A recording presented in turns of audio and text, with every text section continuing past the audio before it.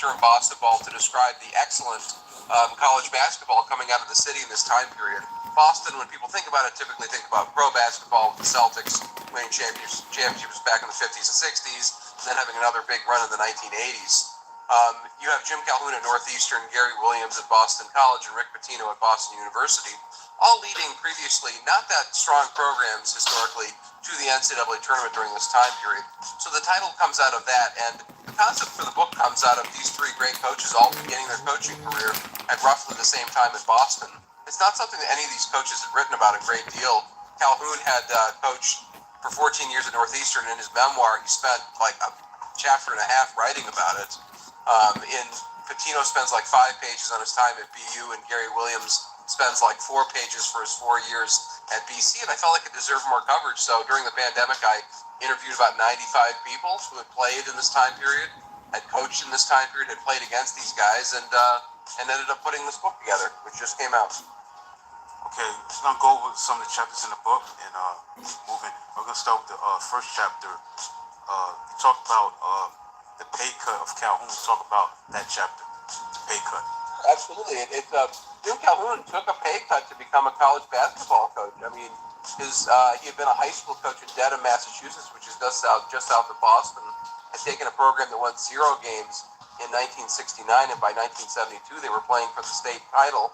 And that caught the attention of Northeastern University, which was a school that was in the process of transitioning from Division II to Division I basketball. They were sorely in need of a basketball coach right as the season started. They'd had gone through 2 other coaches that same season. Their first one left to coach the Greek national team in the 1972 Olympics. The second one got offered a job with the FBI and joined the FBI and considered that a more steady job than coaching a fairly low-level Division I college basketball team. Jim Calhoun had been chomping at the bit to jump up and took a $2,000 pay cut to coach college basketball rather than coach high school and be a social studies teacher, which it may not sound like a ton of money, but certainly in that context in the early 70s, when you're making $15,000, $16,000, a $2,000 pay cut is a very significant one. So he took a chance on moving to this program that was transitioning to Division I, and very quickly they were successful. I mean, he took a very modern approach to basketball, very up-tempo game with pressing and trapping, crashing the boards. Northeastern had historically, when they were a Division II school, had been a very successful one. Had played a fairly methodical, slow-paced, kind of low-key kind of basketball, and he moved into a much more up-tempo style, which he adopted over the course of his 14 years at Northeastern and later brought with him to UConn.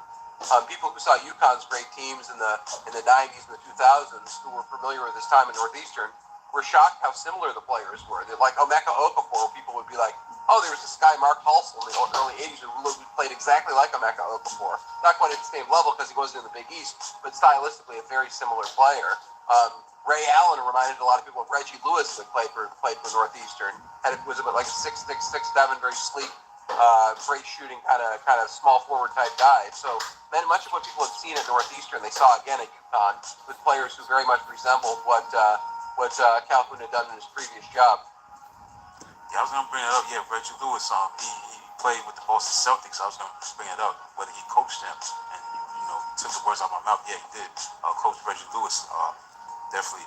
The next chapter, Rick Pitino talk about the second chapter about You Come Highly Recommended. Pitino, talk about that chapter. I've got 2 things. Boston University's history is a fairly weak basketball program, and them looking to go in a new direction and very much embrace sports more in the 1970s, and the young coach they found. Rick Pitino was 25 years old when he got his first Division I job, and he was a guy who'd been an assistant for Boeheim at Syracuse, a very young, ambitious coach, a guy who came out of Howard Garfinkel's 5-star camps, brought that mentality with all the stations, and a really strong sense of competition with him, and convinced the BU athletic director to give him a head coaching job at age 25. He'd been a very good player at the University of Massachusetts, playing alongside the likes of Al Skinner and Dr. J in the early 70s, and he got himself a head coaching job as a very young man. They went from having 6 scholarships to 12 just out of his conversation when he applied for the job at BU. It must be the greatest job interview ever. Doubled the recruiting budget. They doubled the number of scholarships. Pitino was obviously a very young, ambitious, and talented guy who was going somewhere, and they invested in it and it proved very successful. In 1983, his fifth year on the job, they get to the NCAA tournament. BU had not been to the tournament since the 1950s, so it was a tremendous leap forward for Boston University. Okay, the next chapter I also talk about is Gary Williams. Talk about that chapter. Once again, not that much is expected of the Eagles. Talk about Gary Williams. Well, Gary Williams is a guy who came from New Jersey originally. He played at the University of Maryland. He was mentored very closely by a guy named Dr. Tom Davis, who was a great coach at Iowa, coached A.C. Earl, who I see you had on the show in the late 80s and early 80s and early 90s. Oh, you saw Tom Davis, first coach at Lafayette. Then he went to Boston College and had a very successful run there. Gary Williams was assistant at BC, and they ran a very up-tempo kind of offense. This is one of the themes of the book, that in the 1970s, a lot of college basketball got dominated by big men. At first, down west, you had at UCLA Kareem Abdul-Jabbar and Bill Walton, Bob Lanier, Artis Gilmore, a little bit later, Patrick Ewing. You wanted to be at the top of college basketball in the 70s into the early 80s. You needed like a 7-footer to be a dominant force in the middle. These schools were not recruiting those kind of guys. These schools weren't at that level in terms of recruiting, so they ended up going for a lot of smaller, quicker guys, and that became very much BC style when they got into the early years of the Big East. A lot of very quick players. They stole the ball, they pressed, they cracked, they ran a fast break. This is true under Tom Davis and as well as Gary Williams. When Tom Davis leaves, Williams, who had gone on to coach at American University and bring them to their first NIT, back when the NIT was a much bigger deal, ended up getting the BC job and continues in that style. BC did a great job finding guys who were not heavily recruited but went on to excellent pro careers in their time period. Particularly under that Williams-Davis era, they recruited a lot of great players from the state of Connecticut. Michael Adams, who went on to be an NBA All-Star, played for Washington, played for the Nuggets, played a bunch of other places, is a guy BC recruited out of Hartford, Connecticut. He'd been a Golden Gloves boxer, but was not a heavily recruited basketball player. Kevin Mackey, who was a guy who was an assistant at BC, saw him in a tournament and said, "We got to get this guy to campus." So they brought him in, and he was a starting point guard for 4 years. John Bagley, who had a very long, successful NBA career in the 80s and 90s, is another guy out of the state of Connecticut from Bridgeport, Connecticut, who ended up at BC. Not heavily recruited, but he went on to be the Big East Player of the Year in 1981. So BC kept finding just a bunch of these guys who were quick, explosive players who could really play this 40-minute up and down the court, up-tempo style of basketball. You said that, that A.C. Earl was on my show, so you checked out that episode. You was able to come through that on Facebook or about? Yeah. I saw it on YouTube. I just quickly, I hadn't heard your show before, so I went looking around. I saw that you had A.C. Earl on it. Oh, that's exciting. He played for Tom Davis, so yeah, I haven't listened to it yet, but I'm looking forward to it. Yeah, it was a couple years ago. Yeah, it's true. That's the thing that's amazing with so far this interview. Talk about players that Calhoun and Williams coached. They was in the NBA. Did Rick Pitino coach any NBA players that went out to go to the NBA from Boston University? One guy who coached at BU who went out to the NBA, a guy named Gary Plummer, who played for the Pistons in the mid-'80s, didn't have a very strong career. One thing is, considering all the success Pitino's had, it's kind of surprising how few of his guys have gone on to like super-duper NBA careers. I mean, like, maybe like Jamal Mashburn might be the best guy he coached in terms of going to the NBA. He had a great career, but it's not like he's one of like the 50 all-time great players. Yeah. Williams, I would say Williams and especially Calhoun have a much more successful track record at putting guys in the NBA, and I'm not really sure why that is. I think some people would say Pitino's very much like a system kind of coach, that they're just very much running his very aggressive style of basketball, whatever it is, that he finds guys who play well in that system but may not in and of themselves be genuinely elite talents. I really don't know, but it's kind of funny that he has tended to, considering his success, had fewer guys who have these really elite pro careers. Okay, the next chapter you talk about getting over the hump, getting over a hump. About Jim Calhoun. Talk about that chapter. It's by Northeastern basketball in the 70s that it's primarily about recruiting, that they went from being a Division II program that primarily recruited guys from in and around Boston to getting players from wherever they could around the country. And they developed very strong recruiting pipelines into both Pittsburgh and Baltimore. That many of their top players, guys like Pete Harris, guys like Mark Halsell, come out of Pittsburgh in the 70s. And they go into Baltimore very strong in the early 80s, and that's where they get Reggie Lewis, who played for that famous Dunbar High team that had David Wingate, Muggsy Bogues, and like 5 NBA guys on it. Reggie Lewis was actually not even a starting player in high school. He was David Wingate's backup. But he gets to Northeastern, and he's like automatically the best player in that conference he's in. He's the Conference Player of the Year 3 times up in the North Atlantic Conference. Okay, chapter 5, you talk about great kids. Rick Pitino, talk about that chapter.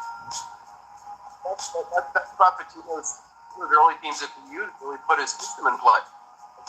He played a very plodding style of basketball, and all of a sudden they're fast-breaking. The teams that had played them the year before and blown them out, all of a sudden they're actually playing it. They all you guys. And it was really the new system of play they had in place. These guys are running 5 miles a day to the football field. They're playing full court basketball for hours on end. There was a rule put in place in college basketball called the Pitino rule, just about how much practice time you could have. You only had 20 hours a week. Pitino had these guys 40 to 50 hours of basketball a week during the season. It's like individual stuff early in the morning, in the class, we just had dominated every hour of these kids' lives in the early 80s. Yeah, the audio was still going in and out again. It was, I don't know what's going on your end. The audio coming in and out again. You hear me better now? Yes. There's a button I need to press when I talk, but the way this is working, so. Okay. I was talking about Pitino and his, the excellent conditioning his teams had, how they were able to fast break it and push their opponents around to a great extent in the way they had in the previous year at Boston University. Okay, chapter 6, Pack the Bags. We're off to Albuquerque. Gary Williams, talk about that chapter. These Boston College's tournament success in the early 80s. They pulled a couple of upsets in the 1983 tournament, and they nearly got to the Elite Eight. They played Ralph Sampson's Virginia team and nearly knocked them off. Okay, chapter 7, Northwestern, Calhoun.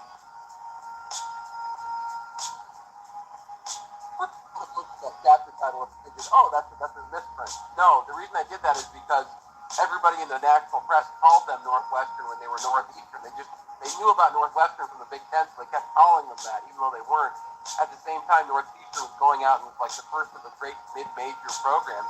Nobody wanted to play in the NCAA tournament.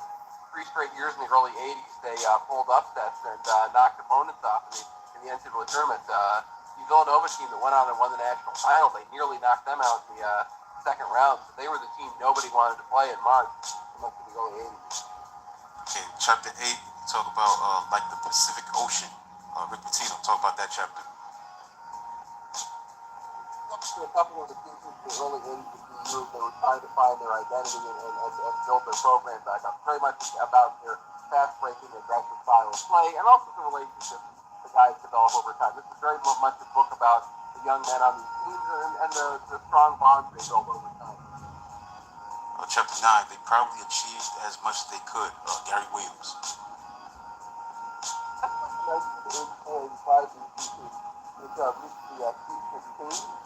Kind of surprisingly, they barely made the NCAA tournament. Then they upset Texas Tech, and then in the second round they beat a Duke team that this is really the first great success of the year. A Duke team with Mark Allery and Jay Billis and Connie Amaker and Gerald Henderson, a great team. Lots of guys who go on and run that Final Four team the next year for them. DC knocks them off in the second round, gets to the 16, and nearly beat the Memphis team that got to the Final Four. That DC team in 84-85 actually played all 4 of the Final Four teams, which were St. John's, Memphis, Georgetown, and Villanova. DC actually beat Villanova and St. John's during the season, lost by 1 to Georgetown, lost by 2 to Memphis. So they really hung with all the heavyweights of college basketball. Chapter 10, you talk about our best recruiting year ever. Jim Calhoun, talk about that chapter. That's recruiters back to Northeastern that includes Reggie Lewis, Andre LaFleur, Wes Fuller. They're there 4 years. They win 4 conference titles, go to the tournament each year. And Reggie Lewis, of course, goes on to an excellent NBA career with the Boston Celtics. Okay, next chapter, Talk about truly a team of character. Rick Pitino.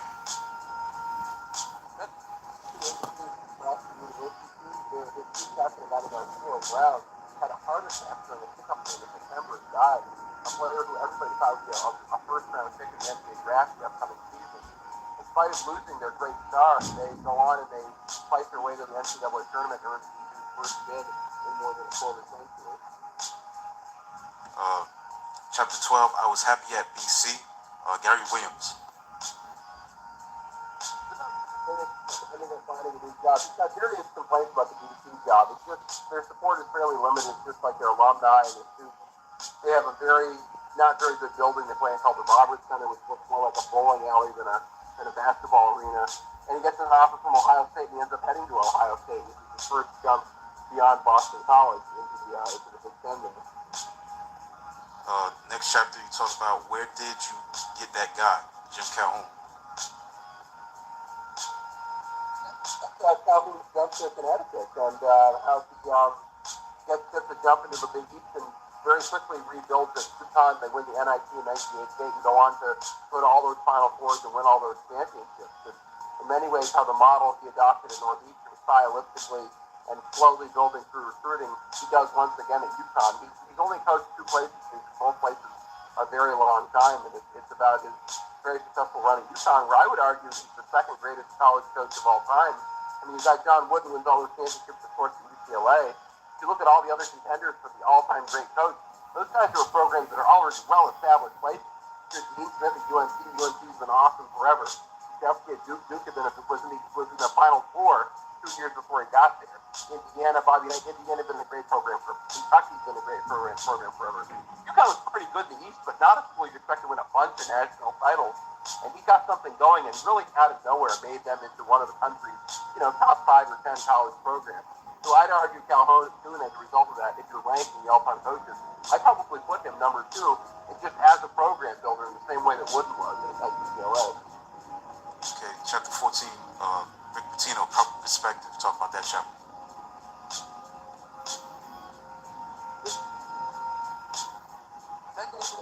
Moved away from the to become an assistant with Stevie Brown with the Knicks. He's a guy who gets very anxious and jumps around a lot. He then goes to Providence, leads them to the Final Four, and every other coaching stop since then with the Knicks and Kentucky and Louisville, his down tenure with the Celtics. It's just basically a summary of the remainder of Pitino's career and how it in many ways follows some of the same patterns that he had at Boston University. And last chapter, you talk about Homecoming, Gary Williams. Returned to Maryland, where he built them into one of the great programs in the country. One of the most remarkable things about Gary Williams is the way he built his program at Maryland. So, he didn't go chase the AAU guys. He's like, I'm in the Washington, D.C. area. There's tons of great players around here. If you look at that 2001-2002 title team with Juan Dixon and Blake and all those guys, they're all guys from right around Maryland. They're guys from Maryland and Virginia and Washington, D.C. He built this genuinely local team and won a national title with it, which is very much against everything happening in college basketball with the summer AAU elite leagues and the sneakers company camp.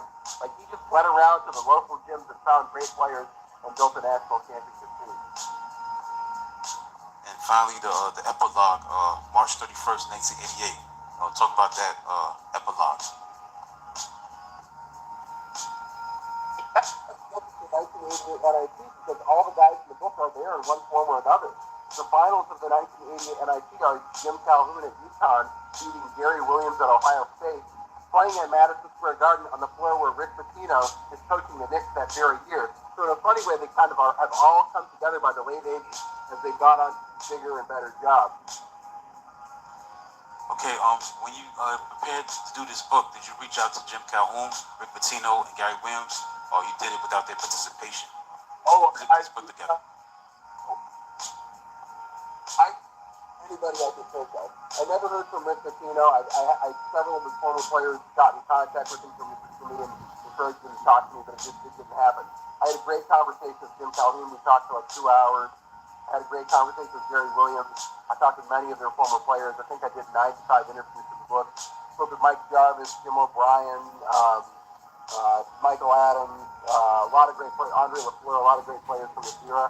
And hopefully I've tried to tell a very full picture of this time. I would have loved to talk to Pitino, but for whatever reason, didn't have time or didn't want to. Right. Where can people find this book? Mobile, Amazon, any of your online book retailers are going to have it. If you get in touch with me on social media, I'll happily send you a signed book plate, and thanks for buying the book. All right. Thanks for coming on the show. Thank you for your time. My All pleasure. right. Thank you. That's Clayton Trutor. Has a new book out called Boston Ball, about the forgotten cradle of coaches, Jim Calhoun, Gary Williams, and Rick Pitino, about how they pay their dues and how they will become household names later on in their coaching profession. So that's was an interesting interview.